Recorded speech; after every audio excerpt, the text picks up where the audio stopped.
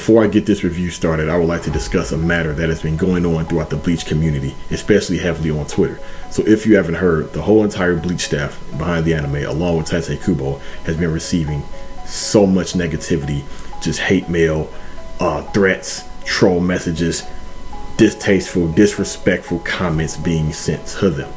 And of course, I find it just idiotic, crazy, disgusting, disrespectful. There's just no excuse for it.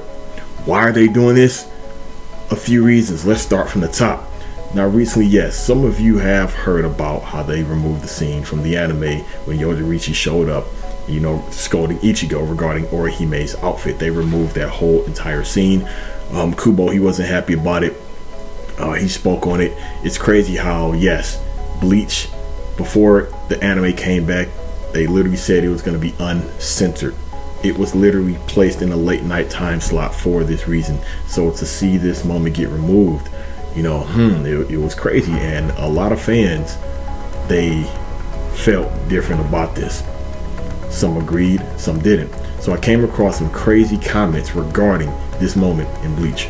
Cringy scene with unnecessary fan service that is completely out of the serious situation. The studio really giving me hopes for a great adaptation. Good. This is one of those instances where the fan service would have distracted from that scene. They're handling this arc pretty well. Honestly, it's good to see them enhancing this arc compared to the manga, though it's still a little too early to say that. We'll see how the next few episodes go.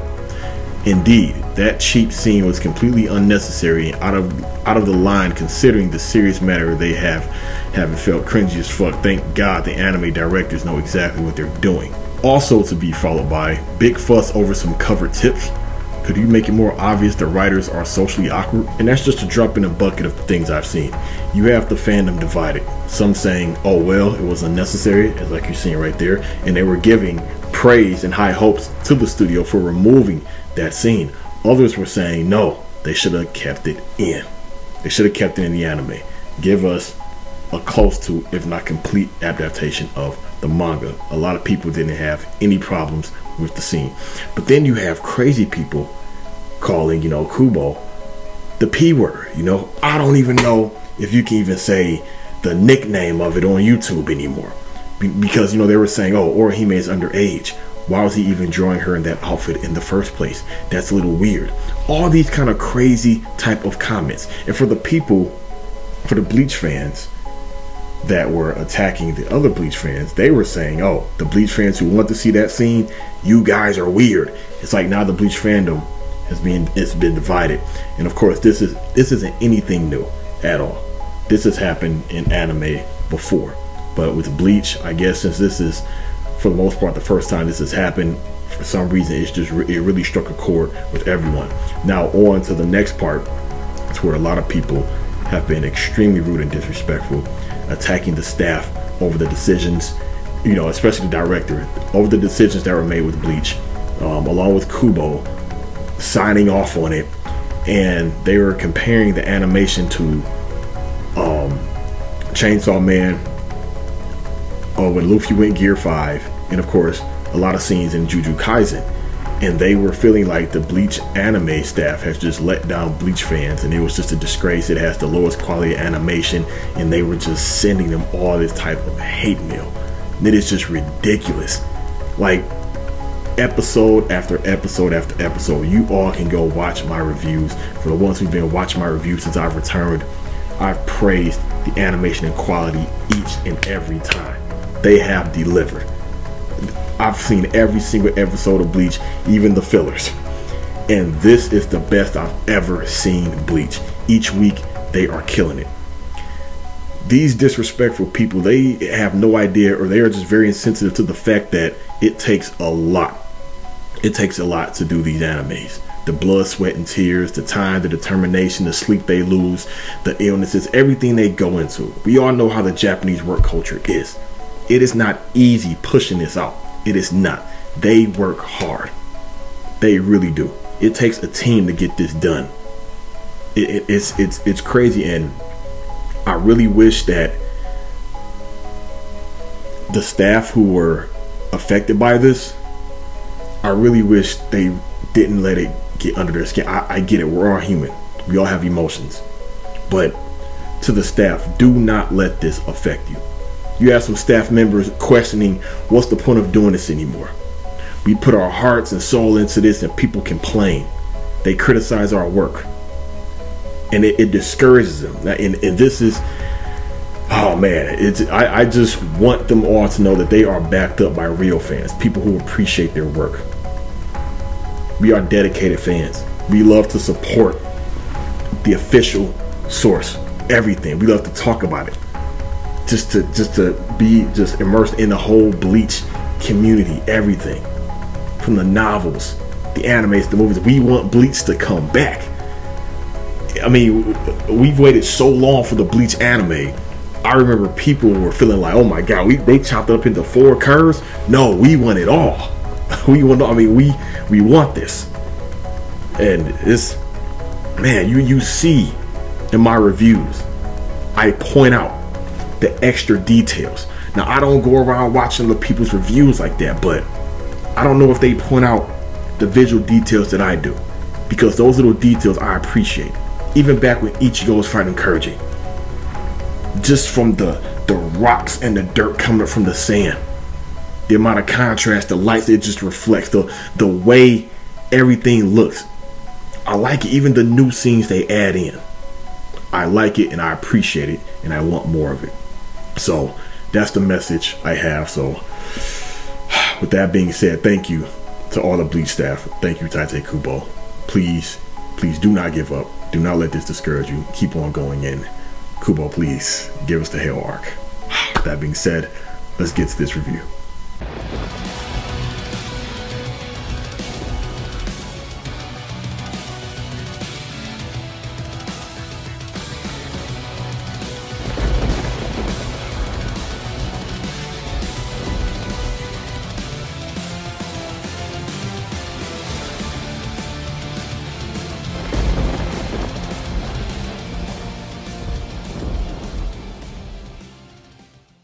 Everybody, what is going on? It's me, Captain Fire. Today's real live action. You already know what it is. Here to bring you yet another Bleach anime episode review.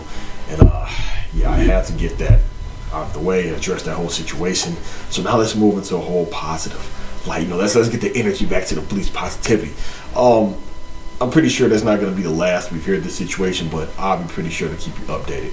So, one of the things I noticed immediately. Oh, first let me say it is good to see some Bleach again, because a whole week without Bleach, man, that was not cool. So one thing I noticed they removed immediately was in the manga, Chad picked up Ichigo, bam, threw him into his structure. In the anime, that was completely removed.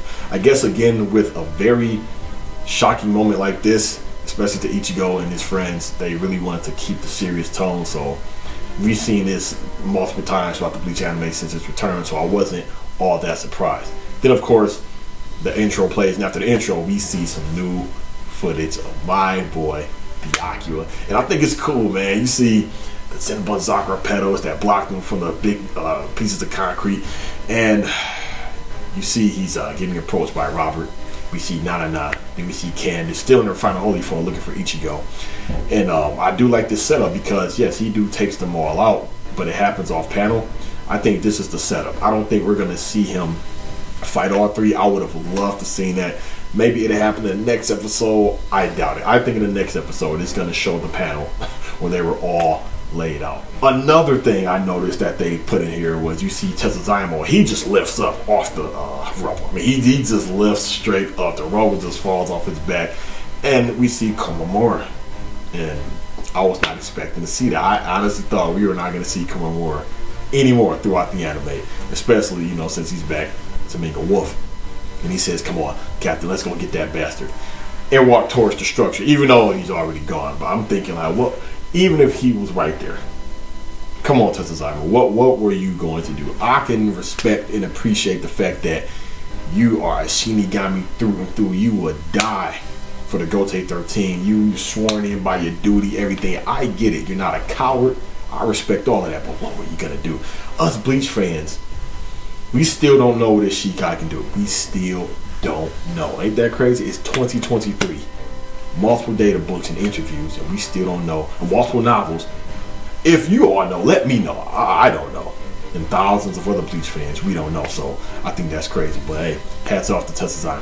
So the whole interaction with Basby and Renji, I love it. They captured that perfect. I really did enjoy that, man. It was funny. I wasn't expecting that music to start playing when Renji started talking about chickens, and then when Basby started to compliment his eyebrows.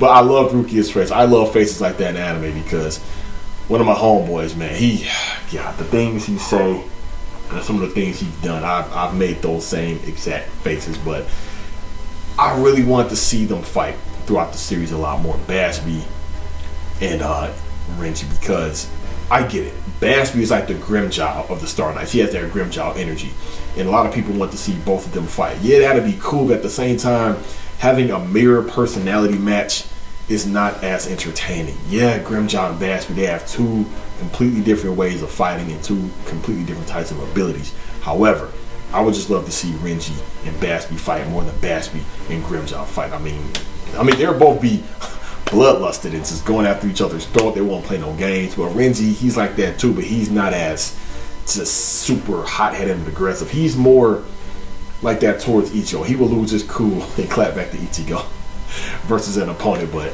hey, that's just me. Now, after the interaction with Basby and Renji in the manga, we see Yuha. He actually makes it to the Royal Palace, and I think we're going to see that next episode. So I thought that was pretty interesting that they removed that part. Maybe they wanted to just go with the pacing a different type of way, but I was expecting to see that moment. But hey, again, I think it's going to be for the next episode. So immediately they removed that and they switched straight to Ikaku, Yumachika, and Giselle. And there was some censorship right here in terms of dialogue. Now, when I read this online, Yumachika said, "You smell like semen." Here the dub, not dub, but well, I'm curious how the dub's gonna be, but here at the sub it said, "You smell like a man." Then I went to check the chapter, said, "You smell like a man." So that sub, when I read it, not sub, but that translation I read years ago when this chapter was brand new, did he really say semen or did he really say men? So for the ones who have the Japanese version of this chapter, does it translate the kanji or not? Does it say semen or does it say she's like a man? Which one is it? Either way, the cat's out of the bag. This whole time, it was a trap. But you can tell. I mean, you can really tell. There's people out there who really believe that Giselle is not a man. Like Kubo actually confirmed, like, yeah, this is a dude. It's a trap. I mean, hey, that is what it is. So the fight between those three, spot on, real well. It was done real good. Man, that ability, I gotta say, Giselle, she has one of the most dangerous abilities all throughout Bleach. That's just in my opinion. However, if you can take her out with an energy blast or from a distance, hey, you're good to go. But if you just do straight melee and Bleach is melee heavy, hey, or hell, she can just cut herself and fling her blood or try to chase you down and slap her blood on you. It's crazy the way it works. But now the whole thing with Bombietta being a zombie, now you have a lots of people that hated Giselle for what she did to Bombietta. Again, you have people think that Giselle raped Bombietta and he killed her. That's what he strangled her to death or however he killed her, but he didn't rape her. I gotta tell you, man, I don't feel sorry for Bombietta. I know you have a lot of Bombietta fans out there, I know, but it's just, I feel like who cares? It's not that I hate her character, but I never cared enough about her character to be like, oh, that's messed up. She a zombie? I thought they was friends. Thought they was the Bambis, the Bombietta clique. Did they have some type of loyalty? That's one thing I know with these Star Knights, man. The loyalty is kind of, I don't know, sort of like the Sith or the Crimson Fleet on Starfield or the Dark Brotherhood on Skyrim. It's sort of like, I don't know, man. You join any type of faction that's evil. What's to them, they're not evil. But you join a bad faction, there's room for betrayal and backstabbing. So, I whatever. But they shouldn't. No, I guess, look what she did to that one Quincy, After he got his rocks off up in her, she split him in two. I mean, what kind of loyalty is that? You kill him, motherfuckers, but it is your own people, and you're gonna see more betrayal throughout the Star Knights, throughout the series. So anyway, yeah, Bombietta, don't feel sorry for her. Of course, when she was begging, it made it seem sexual, or maybe Kubo did it on purpose for you to interpret it, whatever you want to interpret it or read it between the lines. But of course, it was confirmed she was saying blood. Like, I want your blood, your blood. People was thinking she was saying, I want your dick, I want your dick, I need the sex, I need the semen. Whatever people thought Zombie Bombietta was saying, no, it was the blood that she wanted. Now, also real quick, I want to touch on the fact that that one moment that was added, I believe it was added in the anime and not the manga, when the Masked Masculine was fighting Yumachika and Ikaku. When Ikaku was in Shikai, when he stabbed Masked Masculine right in his face, yeah, you seen blood, a little energy impact hit right there. It didn't pierce him or penetrate him. Maybe he had his blue vein going, I don't know. And we just couldn't see it because he had the mask on, but I doubt that. But notice with Zombie Bombietta, man, it went right through. And I like that he twisted it. I love that right there. I mean, to something that's so small, but hey, that's how you do it. Like, for some, you just don't stab and pull it out. Some they stab, go to the left, go to the right, go up, go down. But he stabbed it and did the twist. I love that. Now, it easily went through with her. So I always felt that even though as a zombie they can still use their abilities, like she was still in her final holy form, you know, using those abilities. But yet, I think the defense, or I wonder if the usage of the blue vein and blue artery is just gone when they're a zombie. But either way, they're dead. So I think the defense and durability is lower. I really do. Of course, Yumachika easily cut her arm off. The bomb failed. Yes, I know they're not bombs. Whatever the race you touch, it turns into bombs. I know. But you see, when that blew up, her arm was still there intact. That's when Giselle picked it up, bam, stuck it to Bombietta's arm, and it just reformed again. But the fact that he couldn't pierce through Masked Masculine's head, but yeah, it pierced through Bombietta's head, to me, that's just a clear indication that even as zombies, they're just not as, you know, just not as strong as they were when they were alive. Now, Masked Masculine and Bombietta, technically, they're captain class. Some would say they're slightly above captain class, so I get it. Some would think that Masked Masculine is way stronger than Bombietta, and some would say the opposite, but I don't know. Let me know what you all think. Oh boy, on to, of course, the moment at hand.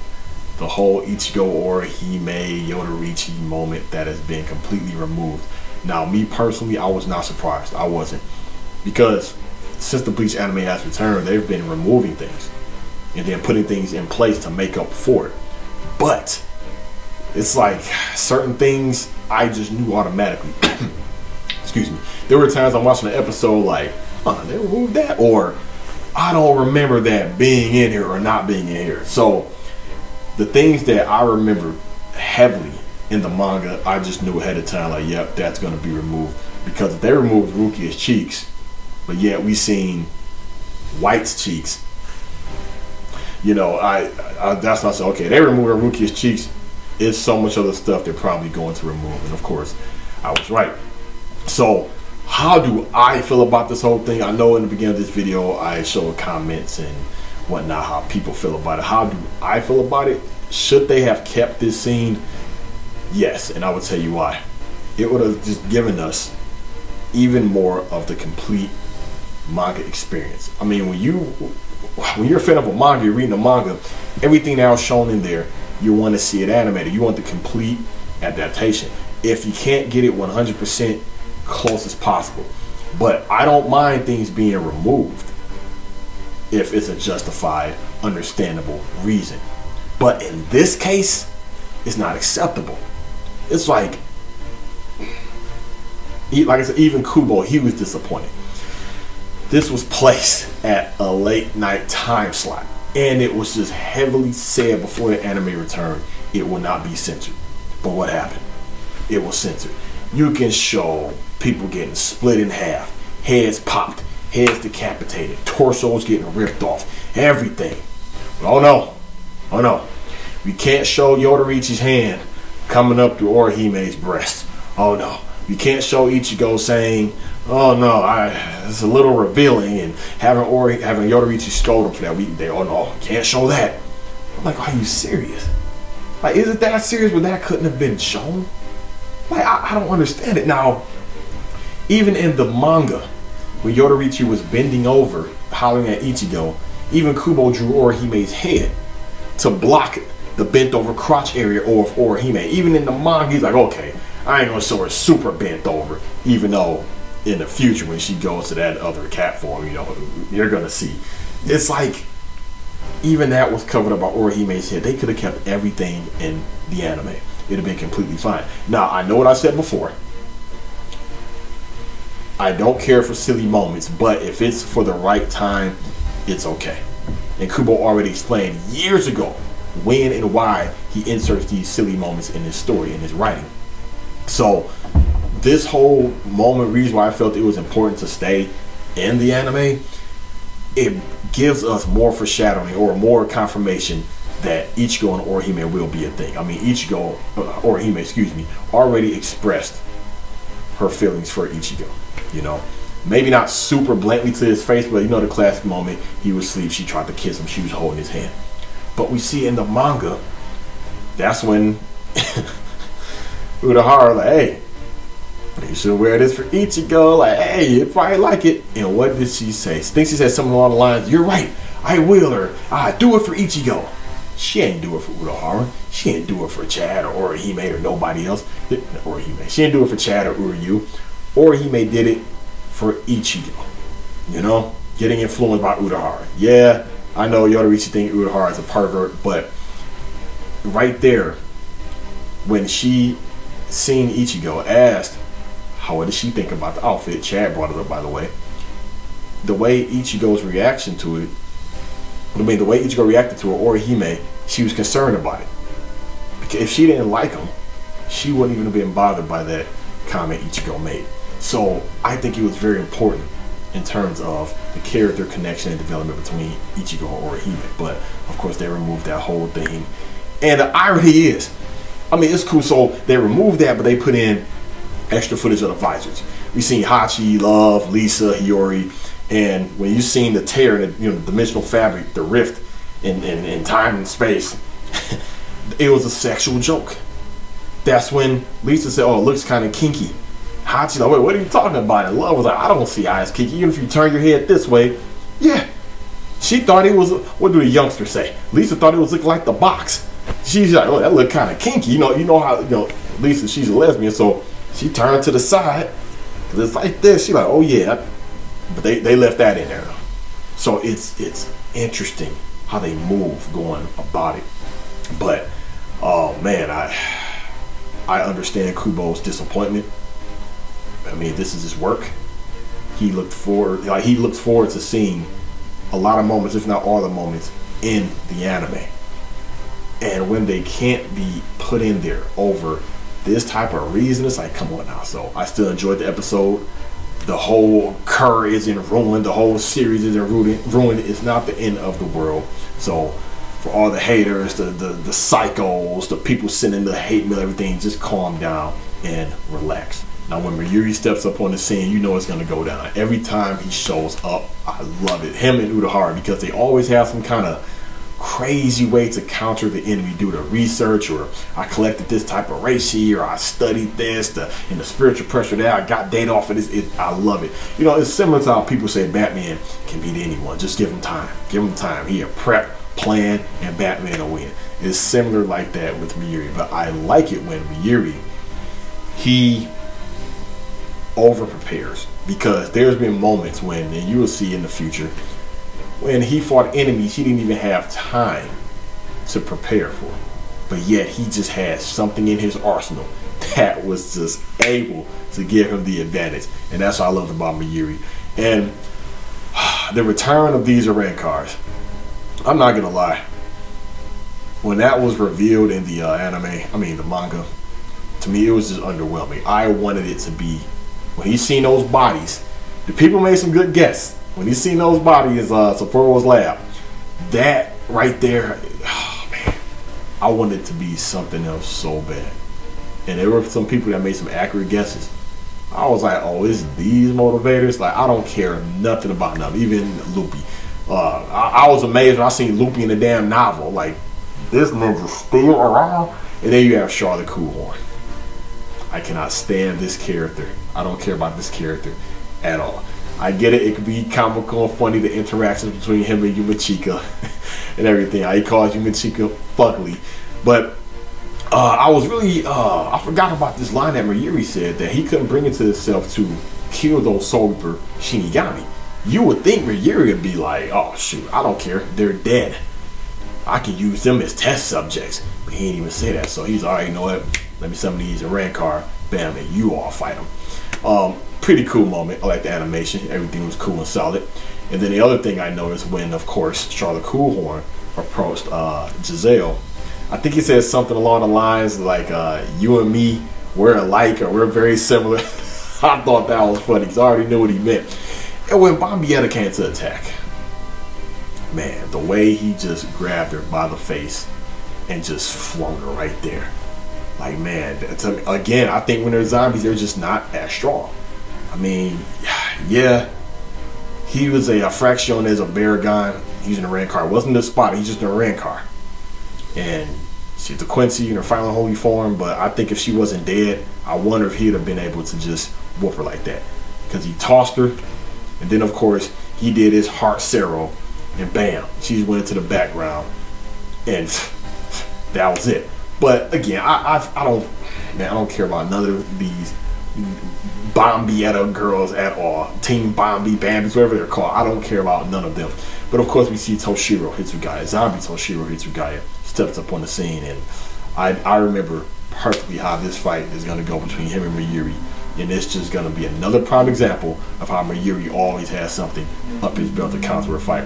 So next episode, I believe they will probably show Bach up at the Royal Palace. I cannot wait for that encounter. Because that right there, I hope they extend it, because the Royal Guard, they didn't, man, the manga didn't do them justice at all.